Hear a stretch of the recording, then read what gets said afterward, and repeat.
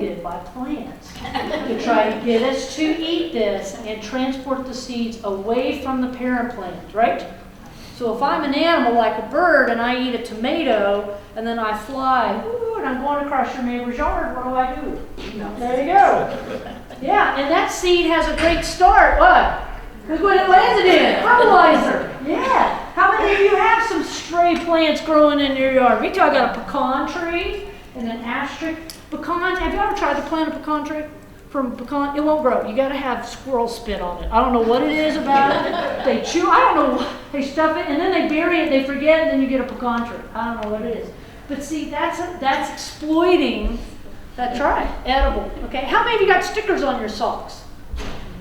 Those are ovaries. You got ovaries all over your socks, and you take them off, and what do you do to them? Girl. Hey, how about those grass stickers? You get those, throw them on somebody? Yeah, they're exploiting. The plant's going, thank you.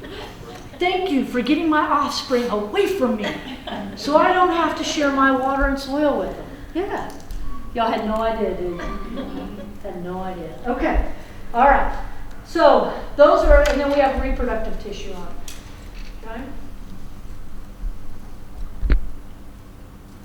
Now, the last but not least is those wonderful fungi. Yes, sirree. There's just some Basidio micota right there for you. How many of you like Basidio micota on your pizza? Me too. Mm-hmm. Yep. Fungus among us. All right. Fungi, they only have what we call vegetative tissue,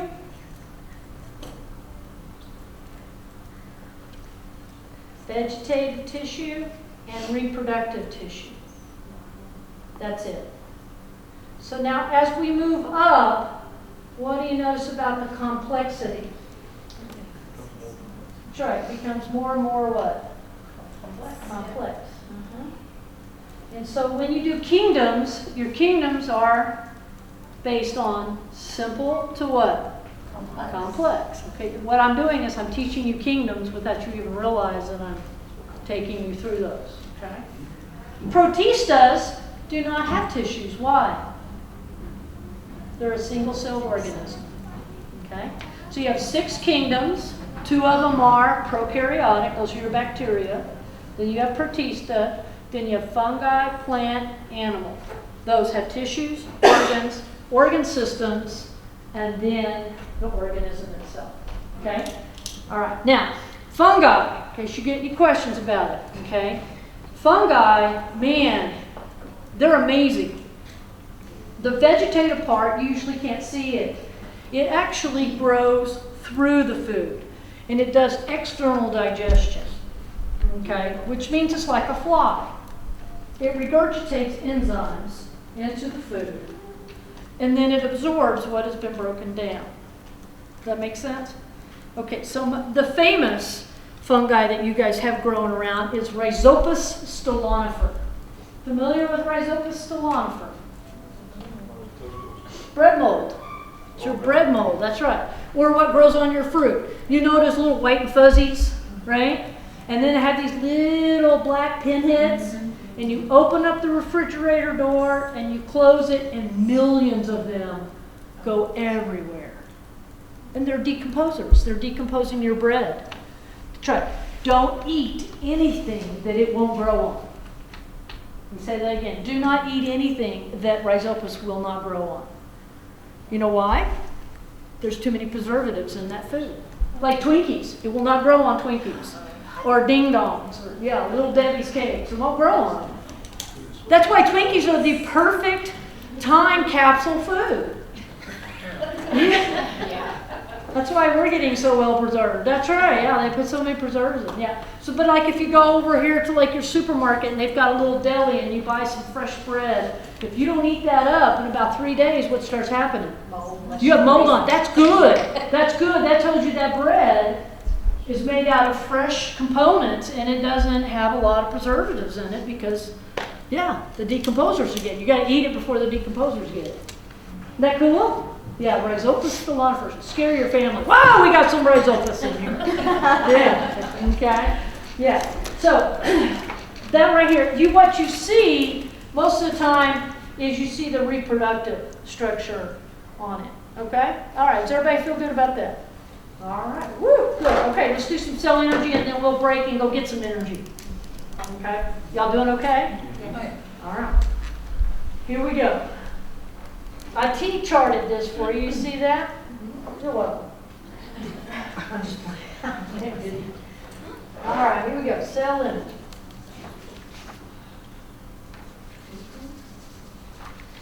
Just draw these neat little stacks here.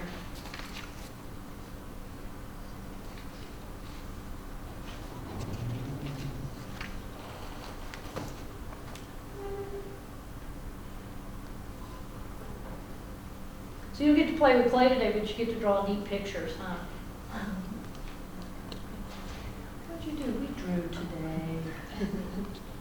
Here's some cool little pictures.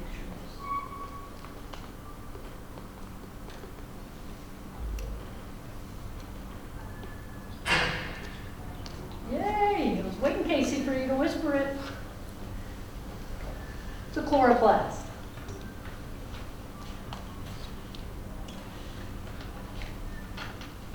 All right. I'm going to take one of these little puppies out of here. It's like a little solar panels in them. They're really cool. Chloroplast rock. So in the summertime, which we are in right now, okay, and you guys get in your car, and of course you like to roll the windows down at first because you're going to let all the heat out of the car, right? And you're being all cool, get your car, get your air going, and you put your arm right here, right there, because you're going to be cool. Oh! Okay, what happened? It's hot, wasn't it? Okay, so when the sun hit the metal of the side of your car there, what happened to the atoms inside the metal? They really moved, didn't they? They absorbed that heat. And when molecules absorb heat, they do what? They move. Okay? And when they move, the electrons get going faster and they go up. And then when they drop down, they release the energy as heat. Whew. That did not feel good, did it? All right. Well, I love it when you have leather seats and you have shorts on. Mm-hmm. Yeah, you can. I love watching people like at Walmart get in. They're like, where they hop right back out. Like, it's true, huh? I love the people watching. Isn't that funny when they do that? Yeah, I look at it and go, I'm not sitting on that. Yeah, okay. So, chloroplasts think the same thing. The electrons of these little solar panels inside the chloroplast, you don't have to know the parts, that's not important, I'm not going to ask you that. Here comes the sun rays, the heat rays, okay, UVA, all them, they hit it, and they cause the electrons to jump where? Up. The electrons jump up. They spin faster. But this time, when they drop down, instead of releasing it as heat, when this electron drops back down, it forms what? It makes what?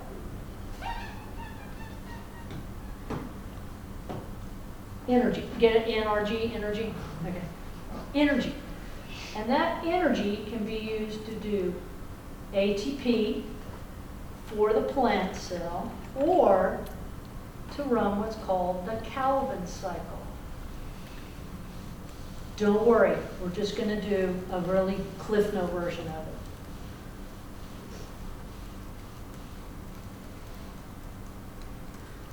That was easy. So instead of, when it fell back down, instead of just releasing it, so when you feel a green plant, it doesn't feel hot to you, does it? It feels cool because the energy absorbs it, but then when it drops it, it actually uses that energy. It can make its own ATP, but it uses the energy to run a Calvin cycle. Everybody good? All right, now, leaves are really cool, okay? If you have a plant, all right, that has like a bean, you know how you separate the bean into two parts? Right? Okay, very good. All right, so that is a particular type of plant in which the leaves, okay, are green on top, but they're lighter on the bottom. So they present their leaves like this. Isn't that cool? Okay? All right. And then if you have a plant like corn that has just one piece, you're green on both sides, and they present their leaves like this, straight up. And they have the same amount of chloroplast on one side as they do on the other. Okay, does that make sense? All right, very good. Okay, so the chloroplast's job is to grab this energy in Calvin. Now watch what you're going to do. Calvin cycle is going to take carbon dioxide. There's little openings in the leaves called stromas. You all know that? They're like plant pores. Okay, I mean not stromas, but stomatas. Okay, stomatas allow carbon dioxide in. Okay, we're going to take this carbon dioxide, we're going to run it through the Calvin cycle. Guess how many times? 6. Okay,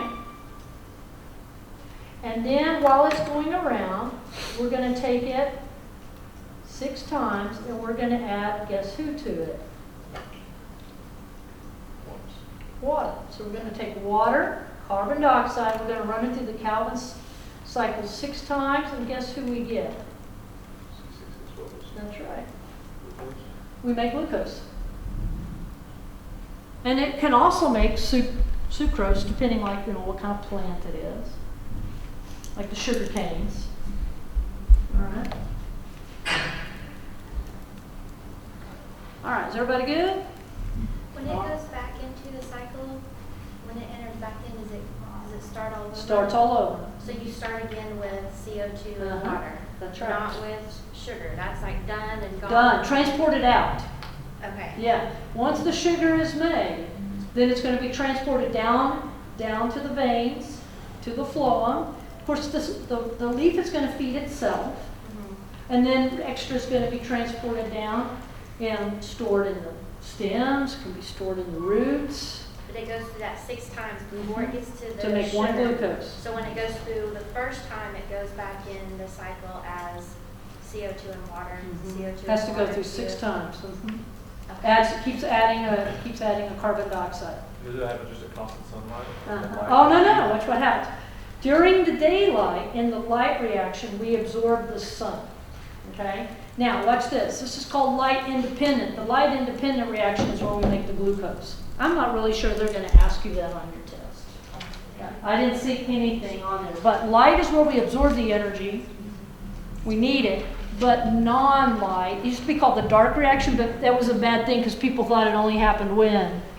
At night. Yeah, it doesn't. The non-light dependent, they make glucose all the time. Okay. Now plants, they're deciduous, they have to make a lot of glucose during the summer months because then in winter they live off of the glucose that they made during that time. Okay. Does it make sense? Okay. We'll get out of plants because you are starting. Okay. So here's the thing. Now, this glucose now is taken over and given to who? The mitochondria. That's right.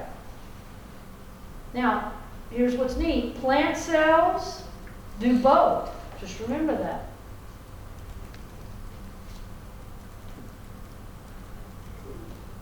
Okay. So over here, you have what we call producers. They're anything that actually can take sunlight, and some of them are chemicals. But for the most thing, what we're talking about is this, what we call photo producers. Take sunlight and make who? Glucose. Then our other organisms are going to take this glucose into around the mitochondria. It has to do with the mitochondria, and we're going to do what with it? We're going to make energy. Okay, ready? Take your glucose up here. I'm going to do a Cliff Note version of this. If you want a detailed version, it's in Module 1. Okay, I'll kind of walk you through it, but I don't think you're going to need it. Your test does not ask you detailed stuff. Okay? Glucose, C6. Okay, first thing we're going to go through, we're going to split it. Okay? These are called pyruvics.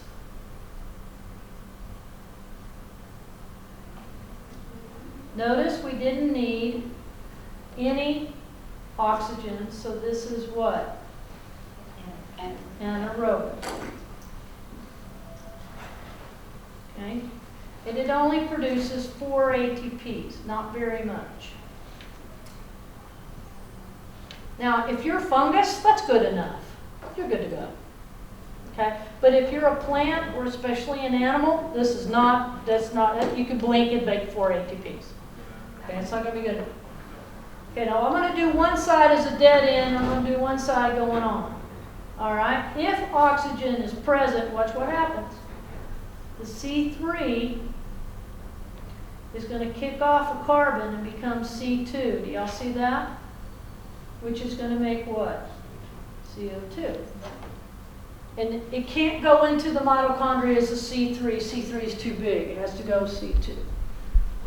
All right, does everybody see that? But question, what happens if there's no oxygen?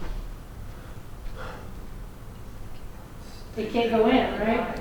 Yeah, it can't go in. Okay, so if there is no O2 present, this becomes lactic acid. Lactic acid makes a forming. It's a dead end.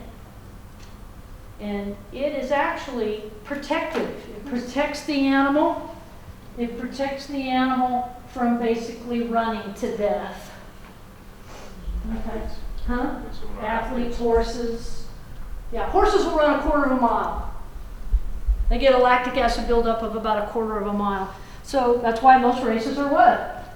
A quarter of a mile, okay? If we've got a horse and they're in a round pen, that's why we make them round, okay? And we spook them or they get spooked by something, they'll run. They'll run for what? About a quarter of a mile, they'll stop and go, oh, you're still here. I ran away from you. You know, they're sweet, bless their hearts, but they're not all that bright, okay? Yeah, okay, does that make sense about that? Okay, so lactic acid is protective to keep the person, okay, now here's the thing, if it builds up too much, of course, then it can actually become a little toxic. It can stress the kidneys, et cetera, et cetera, et cetera, okay? Rare, but we see that sometimes in triathletes.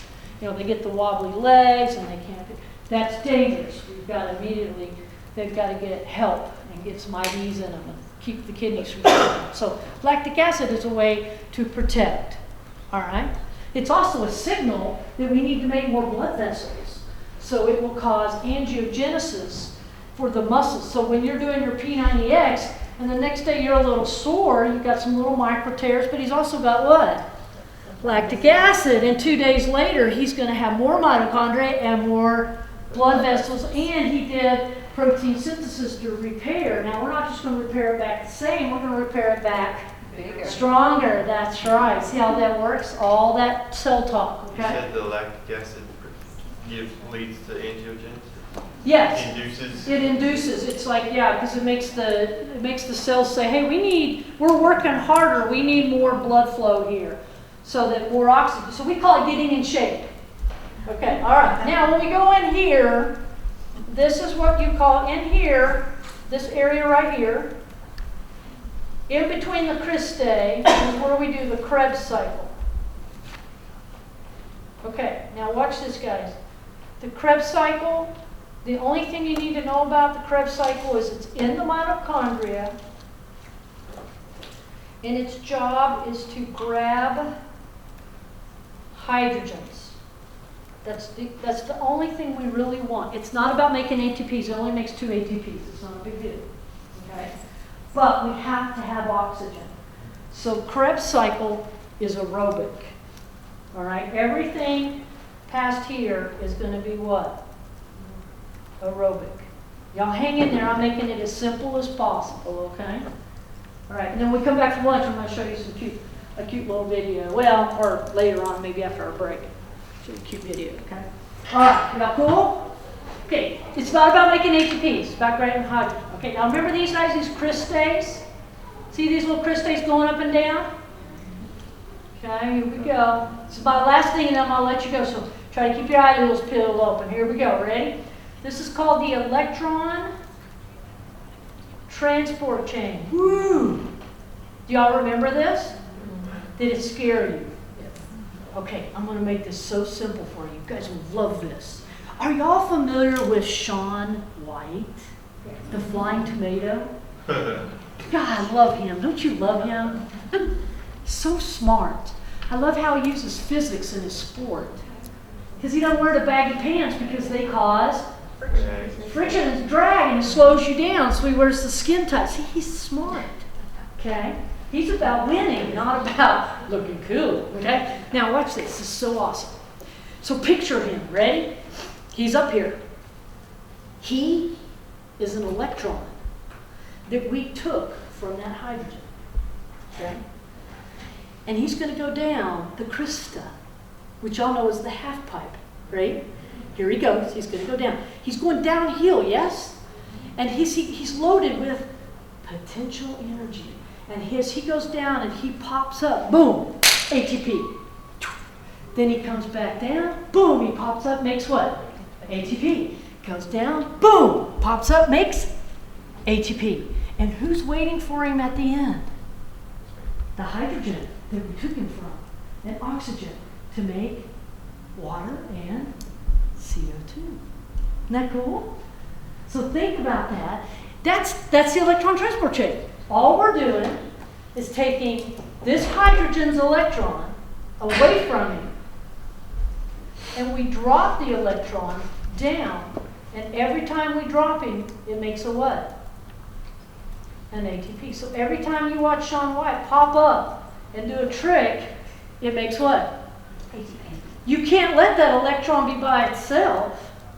And you cannot let a naked hydrogen run around. That is called a free radical. They'll damage. Y'all know it is acid, right?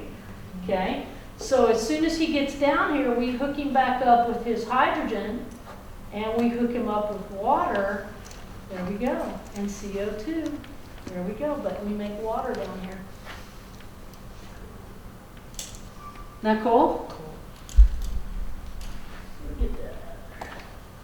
So now, is the electron transport chain scary now? Okay, now we're going to make 32 ATPs.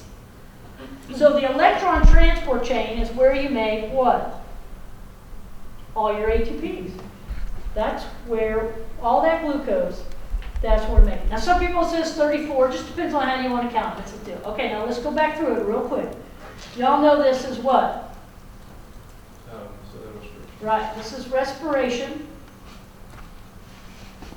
All eukaryotic cells do this. Prokaryotic cells do it, but not with a mitochondria. Okay, watch this. It's not hard. Glucose, split it. You get 2 pyruvates. You only get 4 ATPs out of this. Okay, no big deal. Okay, then we're going to pull a carbon off. Every time we pull a carbon off, we make what? CO2. All right. Now, that was anaerobic. Aerobic. The only purpose of the Krebs cycle is to make what? To grab hydrogens. We make 2 ATPs. It's not a big deal. We're grabbing the hydrogens so that we can exploit them in the who? That's right. And we pull their electrons off of them, drop them down, exploit them, and get water. But we make our ATPs. This is your key. So it's along the crystallite. So y'all just picture Shaun White going back and forth here, making its ATPs. So the H12 is kind of important to know to help get. So I was having a tough time wrapping my head around that part. Well, you don't have to be that detailed. Your test isn't going to be that detailed. Yeah, just be real general in knowing that this right here, where you're going to go from, this is known as the anaerobic, okay? All right, and then you're going to go Krebs and electron. Those are, just know your 3 stages. Okay, that's it. Be that simple, but know who they are. All right, and remember, fungus does it, plants do it, protista do it, okay, and of course animals do it. If you're eukaryotic, you do cellular respiration with the mitochondria. Okay? Everybody okay? Whew, that was the hard part. Genetics is the fun. Okay, so we got eating out of the way, right? Sorta. Okay, wait a minute. What waste products do we get from this? Water and CO2. Water and CO2 feeds into who? Producers. What do they need? Water and CO2. Very good. What waste products do we get from this guy? Oxygen and water. So that goes over there. So photosynthesis byproducts feed respiration. And respiration byproducts feed That's right. So see how they're interdependent? Okay? That's why I put them T-charted together. Any questions? Keep in mind, plants do what? Plants do both. Okay? Yeah. You're stuck on that. Okay. Okay. And also remember this too about plants. Sometimes like Miracle Grow, we call it plant food. It really isn't plant food. It's just minerals that the soil has gotten depleted that we're replacing. Okay? You can't really feed a plant food. It makes its own. Okay? All right. 45 minutes? You want to shoot for that to start back? Try to start at 1. I got 20 after. Yeah, you want to try that? Okay, be safe, come back.